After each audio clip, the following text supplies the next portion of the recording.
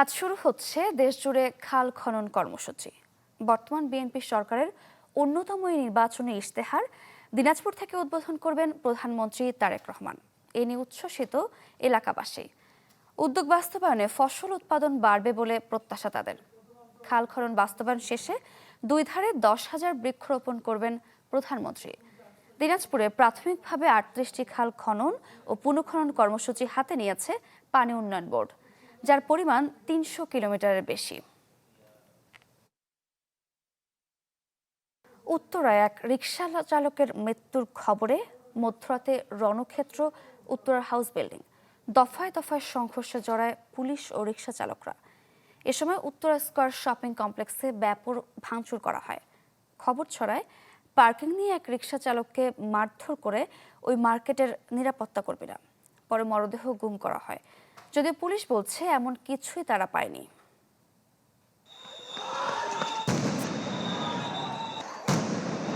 সোমবার মধ্যরাতে রণক্ষেত্র Uttara house building এলাকা। পুলিশের সঙ্গে বিক্ষুব্ধ জনতার ধাওয়া পাল্টা ধাওয়া। প্রত্যক্ষদর্শীরা জানান, রোববার রাত 10টার দিকে উত্তরা স্কয়ার শপিং মলের নিরাপত্তা রক্ষীর সঙ্গে এক রিকশা চালকের বাগবিতণ্ডা হয়। এর জেরে ওই রিকশা চালককে মারধর করা হয়। পরে তার মৃত্যুর খবর ছড়িয়ে পড়লে বিক্ষুব্ধ আরও রিকশা চালক ও সাধারণ জনতা রাস্তা অবরোধ করে আগুন দেয়, ভাঙচুর করে মার্কেটটি।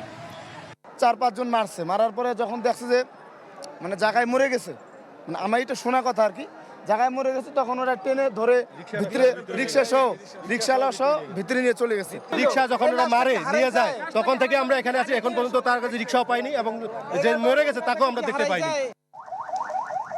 এক পর্যায়ে সেনাবাহিনী ও পুলিশের যৌথ দল শপিং মলের ভেতরে তল্লাশি চালায়। বেরিয়ে আসার পর বিক্ষুব্ধরা তাদের ওপর চড়াও হয়। এতে পুলিশের সঙ্গে ধাওয়া পাল্টা ধাওয়া হয় বিক্ষুব্ধদের। এক পর্যায়ে পুলিশের কঠোর অবস্থানে পিছু হটে তারা। পুলিশ বলছে ভেতরে কাউকে পাওয়া যায়নি, এমনকি গুরুতর আহত একজন হাসপাতালে ভর্তি, এমন তথ্যেরও সত্যতা পায়নি পুলিশ। আমরা তাদেরকে নিয়ে মিডিয়া সহ আমরা গিয়ে পুরো বিল্ডিংটা সার্চ করেছি। কোথাও কোনো লোকজনকে আটক করে এখানে রাখা হয়নি বা কোনো সুযোগ নেই। আমরা তাদেরকে আশ্বস্ত করেছি। তারপরও যদি তাদের কোথাও কোনো লোক মিসিং হয়ে থাকে, তাহলে আমরা তাদেরকে নাম ঠিকানা আমাদেরকে দিলে আমরা তার সেটা আইনানুগ ব্যবস্থা গ্রহণ করে তাকে নিশ্চয়ই আমরা তাকে খুঁজে বের করব। রাত 4টা নাগাদ পুরো এলাকা নিয়ন্ত্রণে নেয় আইনশৃঙ্খলা বাহিনী। কেউ নিখোঁজ কিনা তার নিশ্চিতে সিসিটিভি ফুটেজ দেখা হবে বলেও জানিয়েছে পুলিশ। শফিকুল ইসলাম সবুজ, চ্যানেল 24, ঢাকা। রাজধানীর কেন্দ্রীয় শহীদ মিনারে দুর্বৃত্তের গুলিতে রাকিবুল ইসলাম নামে এক কন্টেন্ট ক্রিয়েটর নিহত হয়েছেন। সে শেখ বোরহানুদ্দিন পোস্ট গ্রাজুয়েট কলেজের ডিগ্রি 2য় বর্ষের শিক্ষার্থী ছিলেন। ঘটনার পরপরই একজনকে আটক করা হয়। রোববার রাত আনুমানিক 9টার দিকে কেন্দ্রীয় শহীদ মিনারের সামনের চত্বরে কন্টেন্ট ক্রিয়েটর রাকিবুল ইসলামের ওপর হামলার ঘটনা ঘটে। প্রত্যক্ষদর্শী রাকিবের বন্ধুরা জানান, তারা সবাই শহীদ মিনারের সামনের জায়গায় কাছাকাছি দূরত্বে ছিলেন। কেউ মোবাইল স্ক্রলিং করছিলেন, কেউ বা ফোনে কথা বলছিলেন। এমন সময় হঠাৎ কয়েকজন হামলে পড়ে রাকিবের ওপর। ছুরিকাঘাত, হাতুড়ি দিয়ে আঘাত করার পর কয়েক রাউন্ড গুলি করে পালিয়ে যায়। এ সময় আটক করা হয় একজনকে। ঘটনাস্থল থেকে আলামত সংগ্রহ করছে সিআইডি। আহত রাকিবকে ঢাকা মেডিকেল কলেজে নেওয়া হলে মৃত ঘোষণা করেন চিকিৎসকরা। ফায়ারটা করে কিন্তু ওরা ধাওয়া চলে গেছে। একজন কি করতে গেলে শুধু ওর মাথায় চাপাতি দিয়ে আর হাতুড়ি দিয়ে মারতেছিল, তখন ওকে ধাওয়া করার পর ওকে ধরে ফেলা হয়েছে। অনেক ফ্রেন্ডলি, আর ওর কারোর সাথে কখনো ঝগড়া, তারপরে মারামারি এগুলো ছিল না। কেন্দ্রীয় শহীদ মিনারের মতো স্থানে যেখানে সব সময় মানুষের সমাগম থাকে, সেখানে এমন ঘটনায় উদ্বেগ জানান অনেকে। মানুষের সেফটির ব্যাপার আছে, তো এই জায়গায় তো এমন ঘটনার কথা ছিল না। ঢাকা ইউনিভার্সিটির মধ্যে একটা জায়গার মধ্যে এরকম একটা মাঠে একটা মানুষকে গুলি করে হত্যা করা, এটা সত্যি এটা অবাক করা একটা বিষয়। পুলিশ বলছে হামলার ঘটনায় 5 জন জড়িত ছিলেন। কী কারণে এই হত্যাকাণ্ড সে বিষয়ে তদন্ত চলছে। মামলা রুজু প্রক্রিয়াধীন আছে। আর অন্যান্য যে টোটাল বিষয়টা, কারা মারলো, কেন মারলো, কীভাবে মারলো, কী হলো, কী ঘটনা, পুরো ডিটেলসটা আমরা চেষ্টা করছি। আমরা তদন্ত করছি থরলি। একজনকে যেহেতু আমরা পাইছি, আমরা তার মাধ্যমে অন্য গোলান যেন আমরা দ্রুত হাতে পেতে পারি, তো সেইটা আমরা চেষ্টা করছি। নিহত রাকিবের গ্রামের বাড়ি বরিশালে। পরিবার সহ পুরান ঢাকার নিমতলিতে বসবাস করতেন তিনি। এক ভাই ও এক বোনের মধ্যে রাকিব ছিল বড়। তার বাবা ঢাকা বিশ্ববিদ্যালয়ের স্টাফ হিসেবে কর্মরত। শফিকুল ইসলাম সবুজ, চ্যানেল 24, ঢাকা। সাভারে তালাবদ্ধ কক্ষ থেকে জাহাঙ্গীরনগর বিশ্ববিদ্যালয়ের এক শিক্ষার্থীর রক্তাক্ত মরদেহ উদ্ধার করেছে পুলিশ। রোববার বিকেলে ইসলামনগর এলাকার ভাড়া বাসা থেকে শারমিন জাহান খালেদার মরদেহ উদ্ধার হয়। তিনি জাহাঙ্গীরনগর বিশ্ববিদ্যালয়ের লোক প্রশাসন বিভাগের শিক্ষার্থী। পুলিশ জানায়, নিহত শিক্ষার্থীর স্বামী তাকে রক্তাক্ত অবস্থায় উদ্ধার করে সাভারের এরাম মেডিকেল কলেজ হাসপাতালে নিয়ে যান। পরে তাকে মৃত ঘোষণা করে চিকিৎসক। জানান, তার মাথায় ভারী কিছু দিয়ে আঘাতের চিহ্ন রয়েছে। অতিরিক্ত রক্তক্ষরণে তার মৃত্যু হয়েছে। মৃত্যুর সঠিক কারণ নিশ্চিতে কাজ করছে পুলিশ। খেলার মাঠে মেলার আড়ালে বছরে অর্ধ কোটি টাকা লুটে নিচ্ছে একটি প্রভাবশালী চক্র। রাজধানীতে উত্তর সিটি কর্পোরেশনের জাকির হোসেন রোডের মাঠ দখল করে ভাড়ার নামে লাখ লাখ টাকা চাঁদা তোলা হয় মোহাম্মদপুর ক্রীড়া সংঘের নামে। উত্তর সিটির নবনিযুক্ত প্রশাসক জানিয়েছে, দ্রুতই দখলমুক্ত করা হবে ঢাকার মাঠগুলো। মারুফ চুন্নুর ছবিতে আদ্দিন সজীবের রিপোর্ট। খেলার মাঠে চলছে মেলা। 2018 সালে 100 কোটি টাকা ব্যয়ে সংস্কার করা হয় রাজধানীর মোহাম্মদপুরের জাকির হোসেন রোডের এই মাঠটি। কিন্তু এটি এখন আর খেলার উপযোগী নেই মোটেও, কেননা প্রতি বৃহস্পতিবার বাহারি পণ্যের মেলা বসানো হয় এখানে, যার আড়ালে প্রতি মাসে লাখ লাখ টাকা হাতিয়ে নিচ্ছে স্থানীয় একটি চক্র। মাঠটির কর্তৃপক্ষ ঢাকা উত্তর সিটি কর্পোরেশন হলেও প্রায় 7 বছর ধরে এখানে মেলা বসানো হচ্ছে মোহাম্মদপুর ক্রীড়া সংঘের নামে। একদিনে দোকান প্রতি তোলা হয় 400 থেকে 600 টাকা পর্যন্ত, মাসে কমপক্ষে 4 লাখ টাকা। এখানকার খরচ কেমন? এখানে 600-700 টাকা খরচ করে। 600 টাকা দিনে। আপনার দুটো দোকান কত ভাড়া? এইগুলো ভাড়া দিতে গেলে আপনার 800 টাকা। আমি নিজের চোখে দেখছি, সেদিন হলো দুটো দোকান বসাইছে জন্য 1000 টাকা নিয়ে গেল। কয়জন কালেকশন করে? কালেকশন করে টোটালি মনে হয় 2 থেকে 3 জন। মাঠটির পাশেই মোহাম্মদপুর ক্রীড়া সংঘের কার্যালয়, কিন্তু দুদিন গিয়েও পাওয়া যায়নি কাউকে। ঝুলছে তালা। মোহাম্মদপুরের এই ক্লাবের দায়িত্বে কারা, ক্যামেরার সামনে এই তথ্য দিতে সাহস পাননি স্থানীয়রা। তবে কয়েকজন জানান, এই ক্লাব আর মেলার দায়িত্বে স্থানীয় মাহবুবুর রহমান লিপটন। মেনটেন করার সব লিপটন ভাই। ক্লাব তো অবশ্যই জানে, একটা মাঠে মেলা হইতেছে, ক্লাব কি জানবে না? জানে। এই ব্যাপারগুলো তো আমাদের কাছে ক্লিয়ার না, যে আসলে এটা আপনি ইনভলভ না সে ইনভলভ না সে ইনভলভ। এটা বাচ্চাদের জন্য থাকবে, এখানে অবশ্য ময়মুরব্বীরাও আসে, যাতে মাঠ কোনোদিন তো ব্যবসার হইতে পারে না। অভিযুক্ত লিপটন ক্যামেরার সামনে আসতে রাজি হননি। মোবাইল ফোনে অস্বীকার করেন মাঠের দোকান থেকে টাকা নেয়ার অভিযোগ। এটা একদম 100% যারা বলছে না জেনে না করে বলছে। না আমি এই মেলার ব্যাপারে কোনো কিছু জানি না, মেলার ব্যাপারে কোনো টাকা পয়সা আমি রিসিভ করি না আমার ভাইরা। মোহাম্মদপুরের সলিমুল্লাহ রোডের খেলার মাঠেও একই অবস্থা। এখানেও প্রতি রোববার বসে বিশাল এক মেলা। নগরবিদরা বলছেন, প্রশাসনের সাথে যোগসাজশে এসব চালিয়ে যাচ্ছেন দখলদাররা। এই যে মেলার মাধ্যমে মাঠটাকে দখল করাকে যদি আমরা সুস্পষ্ট ফৌজদারি অপরাধে না আনতে পারি, তাহলে এই যে এক চক্রটা বন্ধ হবে না। এটা একটা অপরাধ হিসেবে রাষ্ট্র চিহ্নিত করবে। যারা এই প্রক্রিয়াতে যুক্ত থাকবে, তার যারা দখল করবে এবং যারা অনুমতি দিবে, সবাই অপরাধী। বিদ্যমান আইনেই সেটা সুযোগ আছে। নোটিশ দিলাম। ঢাকা উত্তর সিটির নবনিযুক্ত প্রশাসক শফিকুল ইসলাম খানের হুঁশিয়ারি, খেলার মাঠে দখল চাঁদাবাজি চলবে না। আমাদের যে জায়গাগুলো আছে, সেই জায়গায় যদি কেউ মেলা করতে চায়, অবশ্যই আমাদের অনুমতি থাকতে হবে। অনুমতি ব্যতীত কেউ কোনো সিটি কর্পোরেশন জায়গাকে ব্যবহার করতে পারবে না। যেহেতু কেউ অন্যায়ভাবে ব্যবহার করে, তাদের বিরুদ্ধে সিটি কর্পোরেশনের পক্ষ থেকে আইন অনুযায়ী ব্যবস্থা গ্রহণ করা হবে।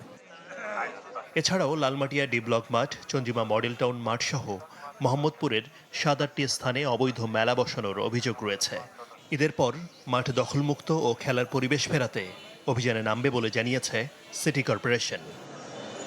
আদ্দিন সজীব, চ্যানেল 24, ঢাকা। পবিত্র লাইলাতুল কদর উপলক্ষে দেশবাসী সহ বিশ্বের সকল মুসলমানকে আন্তরিক শুভেচ্ছা জানিয়েছেন প্রধানমন্ত্রী তারেক রহমান। এক বাণীতে তিনি বলেন, হাজার মাসের চেয়েও শ্রেষ্ঠ মহিমান্বিত এই রাত মানবজাতির জন্য বয়ে আনবে কল্যাণ, ক্ষমা ও রহমতের বার্তা। বাণীতে প্রধানমন্ত্রী বলেন, লাইলাতুল কদরের শিক্ষা আমাদের ব্যক্তি, সমাজ ও রাষ্ট্রীয় জীবনে শান্তি, ন্যায় ও কল্যাণ প্রতিষ্ঠায় অনুপ্রাণিত করে। এই রাতের তাৎপর্য অনুধাবন করে মহান আল্লাহর সন্তুষ্টি অর্জনে বেশি বেশি ইবাদত ও মানব কল্যাণে আত্মনিয়োগ করতে সবার প্রতি আহ্বান জানান প্রধানমন্ত্রী। পবিত্র এই রাতে দেশ ও জাতি যেন অগ্রগতি, শান্তি ও সম্প্রীতির পথে এগিয়ে যায়, মহান আল্লাহর দরবারে সেই প্রার্থনাও করেন প্রধানমন্ত্রী তারেক রহমান। হাজার মাসের চেয়েও শ্রেষ্ঠ রজনী পবিত্র লাইলাতুল কদর। পাপমুক্তি আর আল্লাহর নৈকট্য লাভের আশায় আজ ইবাদত বন্দেগীতে মগ্ন থাকবেন ধর্মপ্রাণ মুসল্লিরা। ইসলামী চিন্তাবিদদের মত, নির্দিষ্ট কোনো দিনক্ষণ নয়, বরং রমজানের শেষ দশকের যে কোনো বেজর রাতই এই মহিমান্বিত রজনী পাওয়ার সম্ভাবনা থাকে। আরও জানাচ্ছেন মুহাজির হক। হাজার মাসের চেয়েও শ্রেষ্ঠ এক রজনী পবিত্র লাইলাতুল কদর। বরকতময় এই রাতেই নাজিল হয় পবিত্র কুরআন। বাংলাদেশে সাধারণত ২৭শে রমজান দিবাগত রাতে শবে কদর পালন করা হলেও ইসলামী চিন্তাবিদরা বলেন ২১, ২৩, ২৫, ২৭ ও ২৯তম রাতে ইবাদতের মাধ্যমে এই মহিমান্বিত রাতকে খুঁজে নেওয়া জরুরি। আজকে রাতে অবশ্যই আমরা ইবাদত করব, আমরা কদর তালাশ করব, কিন্তু এটা যেন আগামীকালকের রাত বাদ না যায়। কিন্তু আমাদের উচিত ছিল প্রত্যেকটা রাতে লাইলাতুল কদর তালাশ করা রমজানের, আর সেটা না হলে অন্তত পক্ষে শেষ দশকে তালাশ করা, সেটা না হলে শেষ দশকের বেজর রজনীতে তালাশ করা। পাপমুক্তি ও আল্লাহর নৈকট্য লাভের আশায় ইতেকাফ, নফল নামাজ এবং জিকির আজকারে মগ্ন থাকেন ধর্মপ্রাণ মুসল্লিরা। শান্তির অমীয় ধারা নিয়ে আসা এই রাতে মুমিনদের প্রার্থনায় থাকে দেশ ও জাতির সমৃদ্ধি আর বিশ্ব মুসলিম উম্মার কল্যাণ। রমজানের যে আয়াতগুলো নাজিল হয়েছে সেখানে এই আয়াতটিও আছে, যখন আমার বান্দা আমাকে ডাকে, ওয়া ইদা সাআলাকা ইবাদি আন্নি ফাইন্নী করিব, তখন হে মুহাম্মদ সাল্লাল্লাহু আলাইহি ওয়াসাল্লাম আপনি বলে দিন আমি তার কাছেই আছি। সে যেন আমাকে ডাকে। সুতরাং আল্লাহ রাব্বুল আলামিনকে খুব বেশি করে ডাকতে হবে, কান্নাকাটি করতে হবে। এই রাত মানুষকে মনে করিয়ে দেয় দায়বদ্ধতার কথাও। আর তাই তো হাজার মাসের চেয়েও শ্রেষ্ঠ এই রজনীর আশায় ক্ষমা আর নতুন শুরুর প্রার্থনায় জেগে থাকে অগণিত হৃদয়। মুহাজির হক, চ্যানেল 24, ঢাকা। দেশের ৪২টি জেলা পরিষদে নতুন প্রশাসক নিয়োগ দিয়েছে সরকার। গতকাল তাদের দায়িত্ব দেয়া হয় বলে জানান প্রধানমন্ত্রীর উপপ্রেস সচিব জাহিদুল ইসলাম রনি। গণঅভ্যুত্থানে আওয়ামী লীগ সরকারের পতনের পর ২০২৪ সালের ১৯ আগস্ট ৩ পার্বত্য জেলা বাদে সব জেলা পরিষদে প্রশাসক বসানো হয়। এর মধ্যে যেসব জেলায় বিভাগীয় শহর পড়েছে সেখানে প্রশাসকের দায়িত্ব পান অতিরিক্ত বিভাগীয় কমিশনার। বাকিগুলোতে জেলা প্রশাসকরা সেই দায়িত্ব পান। এর আগে ১৪ মার্চ ও ১৩ ফেব্রুয়ারি ২ দফায় ১১ সিটি কর্পোরেশনে প্রশাসক নিয়োগ দেয় স্থানীয় সরকার মন্ত্রণালয়। মধ্যপ্রাচ্যের সংঘাত আরও তীব্র হচ্ছে। ইরানের তেহরান সহ হামাদান ও ইস্পাহান শহরে ফের যৌথ হামলা চালিয়েছে যুক্তরাষ্ট্র ও ইসরায়েল। অন্যদিকে যুক্তরাষ্ট্রের জ্বালানি সচিব ক্রিস রাইট আশা প্রকাশ করেছেন চলমান যুদ্ধ আগামী কয়েক সপ্তাহের মধ্যে শেষ হতে পারে। এমনটাই দাবি করছে ইরানের বেশ কিছু স্থানীয় গণমাধ্যম। বলা হচ্ছে পাল্টা হামলায় ইরান ইসরায়েলের বিভিন্ন শহরে রকেট ও ড্রোন নিক্ষেপ করেছে। অন্যদিকে ইরানের পররাষ্ট্রমন্ত্রী আব্বাস আরাকচি জানিয়েছেন যুদ্ধবিরতির বিষয়ে যুক্তরাষ্ট্রের দাবি সঠিক নয়, ইরান আত্মরক্ষা অব্যাহত রাখবে। এদিকে দক্ষিণ লেবাননে নতুন করে হামলা শুরু করেছে ইসরায়েল। সেখানে মৃতের সংখ্যা বেড়ে দাঁড়িয়েছে ৮৫০ জনে, যার মধ্যে শতাধিক শিশু রয়েছে। বাহরাইন, কুয়েত ও সৌদি আরব জানিয়েছে তারা আকাশে আসা ড্রোন ও ক্ষেপণাস্ত্র প্রতিহত করছে। এদিকে যুদ্ধের কারণে চট্টগ্রাম হয়ে রপ্তানি থমকে গেছে। ট্রান্সশিপমেন্ট বন্দর থেকে মধ্যপ্রাচ্যে কন্টেইনার যেতে পারছে না ঠিকমতো, ফলে দেখা দিচ্ছে কন্টেইনার ও জাহাজ জট। তথ্য বলছে সিঙ্গাপুরে জাহাজ ফিরতে বাড়তি সময় লাগছে ২ থেকে ৩ দিন। এসব বন্দরে আটকে গেছে মধ্যপ্রাচ্যগামী বাংলাদেশের ৮০০ থেকে ১০০০ কন্টেইনার। ফখরুল ইসলামের রিপোর্ট। মধ্যপ্রাচ্য যুদ্ধের আগুনে পুড়ছে গোটা দুনিয়া, যার অংশ বাংলাদেশও। তাতে সংকট বাড়ছে বৈশ্বিক বাণিজ্যে।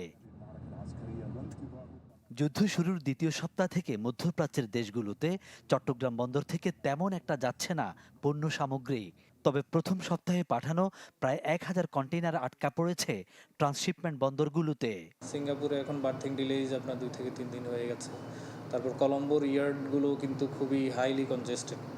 ওখানে আমরা যতটুকু জানি একটা সিআইসিটি টার্মিনাল, যেটা মেইন টার্মিনাল, ওদের প্রাইভেট টার্মিনাল, ওখানে মেইন লাইন ভেসেলগুলো হ্যান্ডেল হয়, সেখানে প্রায় ইয়ার্ড অকুপেন্সি 103%। তো সামনের দিনগুলোতে সেটা আরও ব্যাপকতা পাবে। বড় সংকটে পড়েছে এখানকার ব্যবহৃত বোতল পুনঃপ্রক্রিয়াকরণ বা পেট ফ্লেক্স খাত। 25 বছর ধরে গড়ে তোলা এই খাতের মাসে রপ্তানি প্রায় 4000 টন। যুক্তরাষ্ট্র, ইউরোপ ও চীনের পর সম্প্রতি উদ্যোক্তারা জায়গা করে নেন মধ্যপ্রাচ্যে, যে গন্তব্যের অর্ধশত কন্টেইনার পড়ে আছে কলম্বোয়।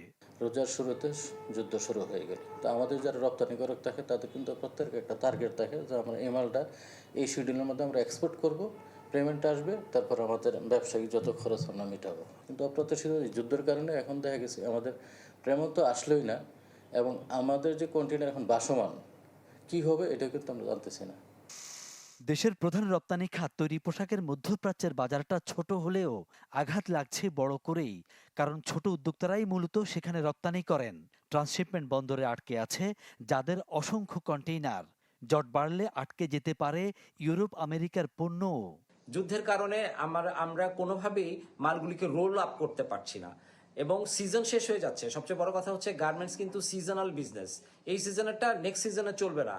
এই গরমেরটা আবার আগামী গরমে যদি যেতে যান তখন আবার ফ্যাশন আউটডেটেড হয়ে যাবে। আমরা জানি কোনো বন্দরে যদি জট সৃষ্টি হয়, সেই জটের এফেক্ট কিন্তু বিভিন্ন কার্গোতে পড়ে, বিভিন্ন মুখী যে বিভিন্ন দেশে যাওয়ার যে শিপগুলি আছে তাদের উপর এফেক্ট পড়ে। সিঙ্গাপুর অথবা কলম্বোতে যে একটা জটের সৃষ্টি হচ্ছে, সেই জটের প্রভাব আমাদের উপর এসে পড়ার একটা বড় সম্ভাবনা রয়েছে। বাণিজ্যিক পণ্যকে যুদ্ধের আওতামুক্ত রাখা গেলে আপাতত মিলবে সমাধান, মত নৌখাত সংশ্লিষ্টদের। ফখরুল ইসলাম, চ্যানেল 24।